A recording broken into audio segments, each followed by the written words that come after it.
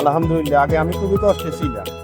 এখন ওনাদের অভিযানের কারণে, ওনাদের দানের কারণে আমি ঘরটা পাইছি, আলহামদুলিল্লাহ। ডাক্তার মোস্তফা হাজেরা ফাউন্ডেশনের চলমান মানবিক কর্মযজ্ঞে যুক্ত হল আরও একটি উজ্জ্বল অধ্যায়। ৫-০ অভিযানের অধীনে সম্প্রতি সম্পন্ন হল ৪৫তম গৃহ প্রদান কার্যক্রম, যেখানে আমিশাপাড়া ইউনিয়ন এ সাতঘড়িয়া গ্রামের মিন্টু ভাইকে হস্তান্তর করা হল সম্পূর্ণ নতুন, স্থায়ী ও নিরাপদ একটি আবাস। ফাউন্ডেশনের শূন্য গৃহহীন লক্ষ্যকে সামনে রেখে এই গৃহপ্রদান শুধু একটি বাড়ি নয়, এটি একটি পরিবারকে নিরাপত্তা, মর্যাদা ও নতুন জীবনের আশ্বাস দেবার প্রতীক।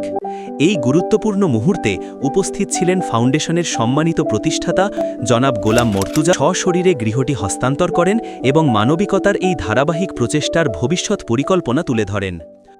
এবং মিন্টু সাহেবকে আমরা আলহামদুলিল্লাহ আমার ৪৩তম গড় আজকে আমরা উপহার দিলাম। আমরা ইনশাল্লাহ আশা করি অত্র এলাকাতে যারা আছেন ওনারাও ওনাদের মতো করে আমাদের এলাকাতে যারা অভাবগ্রস্ত আছেন, যারা কষ্টে আছেন এবং যারা বিপদে আছেন ওনাদেরকে যারা স্বচ্ছ এবং ভালোভাবে আছেন ওনারা সহযোগিতা করবেন এবং এইভাবে ডক্টর মোস্তফা ফাউন্ডেশনের মতো করে একটা সামাজিক বিপ্লব এবং সামাজিক একটা এক্সাম্পল হিসেবে ক্রিয়েট করবেন। আমরা চাই যারা গরিব আছে তারা ভালোভাবে থাকবে, আর যারা ধনী আছেন তারা গরিবের দিকে নজর করবেন। এইভাবে একটা সমাজের সমতা চলে আসবে। তো আমরা মিন্টু ভাইয়ের জন্য এবং ওনার পরিবারের জন্য দোয়া করি আল্লাহ রাব্বুল আলামিন যাতে ওনাকে স্বচ্ছ করে দেয় এবং সচ্ছল এবং ভালোভাবে জীবন যাপন করার তৌফিক দান করেন।